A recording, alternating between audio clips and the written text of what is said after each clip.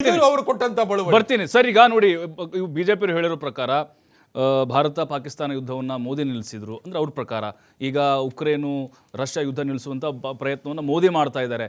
ಹಾಗೇನೆ ಅಂಥ ಒಬ್ಬ ಪ್ರಭಾವಿ ನಾಯಕ ಒಂದು ಮ್ಯಾಚನ್ನು ರದ್ದು ಮಾಡೋಕ್ಕಾಗಲಿಲ್ವ ಅಂತ ಪ್ರಶ್ನೆ ಬರುತ್ತೆ ಈಗ. ಸರ್, ಆ ಉಕ್ರೇನು ರಷ್ಯಾ ಅನ್ಬೇಕಾದ್ರೆ ನನ್ನ ಹಾಸ್ಯ ನಗು ಬರ್ತಾ ಇದೆ. ಆಮೇಲೆ ಈ ಟ್ರಂಪಿನ ವಿಚಾರದಲ್ಲಿ ಎಲ್ಲ ಮೌನ ವಹಿಸಿರೋದು ಸತ್ಯ ಅನ್ನುವಂಥದ್ದು ಗೊತ್ತಿರ್ತಕ್ಕಂಥ ವಿಚಾರ.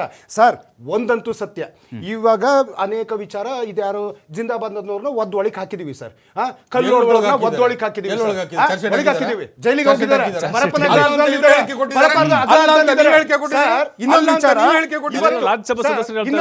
ಇನ್ನೊಂದು ಅಲ್ಲಂತ ಇವರು ಹೇಳಿಕೆ ಕೊಟ್ಟಿದ್ದಾರೆ. ಅವ್ರು ಯಾರು ಮಾಡಿದ್ರು ಅಂದ್ರೂ ಡ್ರಾಗ್ ಮಾಡಕ್ ಹೋಗ್ತಾ ಇದ್ರಲ್ಲ.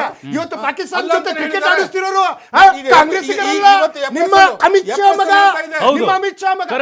ಒಂದು ವಿಷಯ ಸರ್, ಇವತ್ತು ನಾನು ಆವಾಗಲೇ ಹೇಳಿದೆ, ದೇಶಕ್ಕೆ ಸ್ವಾತಂತ್ರ್ಯ ಕೊಟ್ಟಿರೋ ಕಾಂಗ್ರೆಸ್ಗೆ ದೇಶ ಪ್ರೇಮ ಅನ್ನುವಂಥದ್ದು ನಮ್ಮ ಹೃದಯದ ರಕ್ತದ ಕಣಕಣದಲ್ಲೂ ಇದೆ. ಸಂವಿಧಾನವನ್ನು ಕೊಟ್ಟಿದ್ದೀವಿ, ರಾಷ್ಟ್ರಗೀತೆಯನ್ನು ಕೊಟ್ಟಿದ್ದೀವಿ, ರಾಷ್ಟ್ರಧ್ವಜವನ್ನು ಕೊಟ್ಟಿದ್ದೀವಿ. ನಮಗೆ ಇವರಿಂದ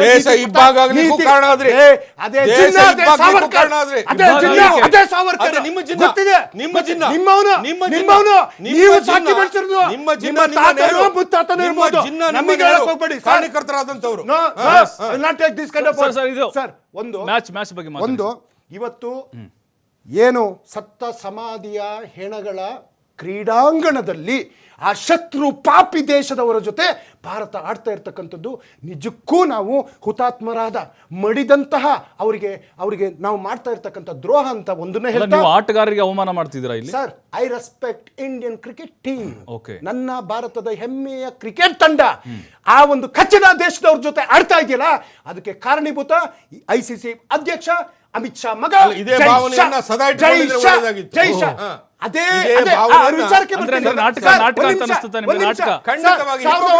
1947ರಿಂದ ಮನಮೋಹನ್ ಸಿಂಗ್ ಅವರ ಕಾಲದ ತನಕ ಮತ್ತೆ ಇವತ್ತು ಮೋದಿ ಅವ್ರ ತನಕ ಬಸ್ಸನ್ನ ಕಾಂಗ್ರೆಸ್ನವ್ರು ಬಿಡ್ಲಿಲ್ಲ ಸರ್, ರೈಲನ್ನ ಕಾಂಗ್ರೆಸ್ನವ್ರು ಬಿಡ್ಲಿಲ್ಲ ಸರ್. ಹೋಗಿ ಸೀರೆ ಕೊಟ್ರಂತೆ, ಅದು ಸಂಸ್ಕೃತಿ ಅಂದ್ರು. ಅವರು ಸೀರೆ ಭಾರತೀಯ ಮಹಿಳೆಯರ ಸಿಂಧೂರ ಹೊರಿಸಿದ್ರಲ್ಲ, ಅದಕ್ಕೇನ್ ಹೇಳ್ತಾರೆ? ತಿನ್ಕೊ ಬಂದ್ರಲ್ಲ. ಸರ್ ಈಗ ಬಾಲ ಸರ್, ಬಿಜೆಪಿಯ ನಾಯಕರ ಸೀರೆ ಕೊಟ್ಟಂಗಿರ್ತವೆ ಸರ್. ಅಲ್ಲ, ನಿಮ್ಮ ಸ್ಟೇಟ್ಮೆಂಟ್ಗಳು ಹಂಗಿರ್ತವೆ. ಯಾವತ್ತೂ ಕೂಡ ಪಾಕಿಸ್ತಾನ ಜೊತೆಗೆ ನಾವು ಸ್ನೇಹವನ್ನು ಬೆಳೆಸೋದಿಲ್ಲ ಆ ರೀತಿ ನೀವೆಲ್ಲ ಬ್ಯಾನ್ ಮಾಡ್ತೀರಿ. ಹೌದು, ನೀವೆಲ್ಲ ಬಾಯ್ಕಾಟ್ ಮಾಡ್ತೀರಿ. ಕ್ರಿಕೆಟ್ ಒಂದು ವ್ಯಕ್ತಿ ಬೌದ್ಧಿಕವಾಗಿ ಮಾತನಾಡಬೇಕು. ನಮ್ಮ ನೆರೆಯ ರಾಷ್ಟ್ರದೊಂದಿಗೆ ಸಾಮರಸ್ಯದಿಂದ ಇರಬೇಕು ಅಂತ ಹೇಳಿ ಯೋಚಿಸುವುದು ತಪ್ಪೇ. ಕಾರ್ಗಿಲ್, ಪುಲ್ವಾಮಾ, ಕುಪ್ವಾರ, ಪಹಲ್ಗಾಮ್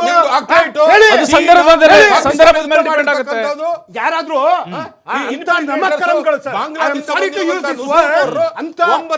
ಮನಸ್ಥಿತಿ ಇರ್ತಕ್ಕಂಥವ್ರು ಇವರು ಸೀರೆ ಕೊಟ್ಟು ಬಂದ್ರಂತೆ. ಅವ್ರು ಬಂದು 26 ಸೀರೆ ಉಟ್ಟ ಭಾರತೀಯ ಹೆಮ್ಮೆಯ ಪುತ್ರಿಯರ ಸಿಂಧೂರ ಹೊರಿಸಿದ್ರಲ್ಲ, ಏನ್ ಹೇಳ್ತಾರೆ ಸರ್ ಇವರು? ಉತ್ತರ ಕೊಡ್ಲಿ. ಎಲ್ಲೋದ್ರು 4 ಜನ ಬಂದ್ರು, ಕೊಡ್ಲಿ ಸರ್ ಉತ್ತರನ.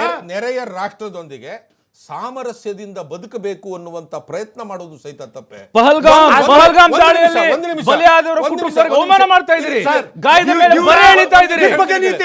ಎರಡು ನಾಲಿಗೆ ಉಸುರುವಳಿಯ ಬಂಡ ಈ ಬಿಜೆಪಿ ಅವರು ನಿಜವಾಗ್ಲೂ ದೇಶದ ಮೇಲೆ ಭಕ್ತಿ ಇಲ್ಲ.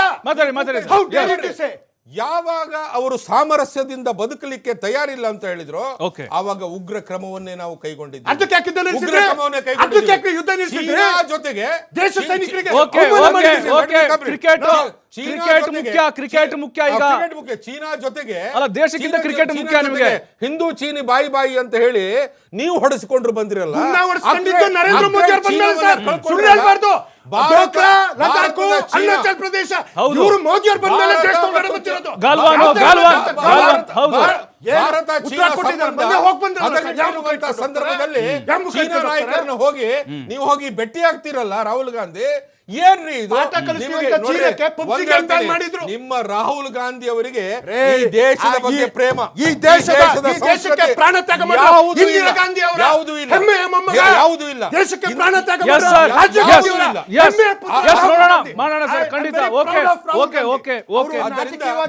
ಭಾಷಣಕಾರ ದೇಶ ಈ ದೇಶಕ್ಕೋಸ್ಕರ ಕನಿಕರ ಇದೆ. ಒಂದೇ ವರ್ಡ್ ದೇಶನ ನಿಮ್ಗೆ ಕ್ರೀಡೆನ ಲಾಸ್ಟ್ ಒಂದೇ ವರ್ಡ್ ಏನಂದ್ರಿ ಶ್ರೀ? ದೇಶನ ಕ್ರೀಡೆನ ನಿಮ್ಗೆ? ನಮಗೆ ದೇಶನೇ ಮುಖ್ಯ. Yes sir. ಕ್ರಿಕೆಟ್ ಆಡಿಸ್ತಾ ಇದ್ದಾರೆ, ಮತ್ತೆ ಕ್ರಿಕೆಟ್ ಆಡಿಸ್ತಾ ಇದ್ದಾರೆ, ಮತ್ತೆ ಕ್ರಿಕೆಟ್ ಆಡಿಸ್ತಾ ಇದ್ದಾರೆ. ದೇಶದಲ್ಲಿ corruption ಮಾಡಿದ್ರು. ರಾಜೀನಾಮೆ ಕೊಡಕ್ಕೆ Yes.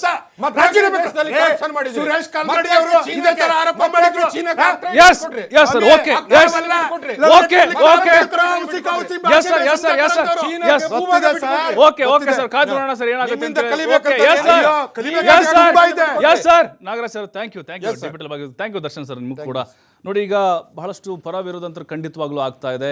ಈ ಕ್ರಿಕೆಟನ್ನು ಆಡಿಸುವಂಥದ್ದು ಈಗ ಸಮಂಜಸನ ಇಲ್ವಾ ಅಂತೇಳಿ ಬಹುತೇಕವಾಗಿ ಈಗ ನಾವು ಈ ಹಿಂದಿನ ಕೆಲವೊಂದಿಷ್ಟು ಡೇಟಾವನ್ನು ನೋಡಿದ ಪ್ರಕಾರ ಇಂಡಿಯಾ ಮತ್ತು ಪಾಕಿಸ್ತಾನ ಮ್ಯಾಚ್ ಅತಿ ಹೆಚ್ಚು ವೀಕ್ಷಣೆಯನ್ನು ಪಡೆದುಕೊಂಡಿದೆ. ಆದರೆ ಜನಸಾಮಾನ್ಯರ ಒಂದು ನಿರ್ಧಾರ ಇಲ್ಲಿ ಯಾವ ರೀತಿ ಆಗುತ್ತೆ, ಬಹುತೇಕವಾಗಿ ಈ ಒಂದು ಪಂದ್ಯಾವಳಿ ಬೇಡವಾಗಿತ್ತು ಅನ್ನುವಂಥ ಅಭಿಪ್ರಾಯಗಳು ವ್ಯಕ್ತವಾಗ್ತಿದೆ. ಆದರೆ ಇದರಲ್ಲಿ ರಾಜಕೀಯವನ್ನು ಸೇರಿಸೋದು ಬೇಡ ಅನ್ನುವಂಥ ಅಭಿಪ್ರಾಯಗಳು ಬರ್ತಾ ಇದ್ದಾವೆ.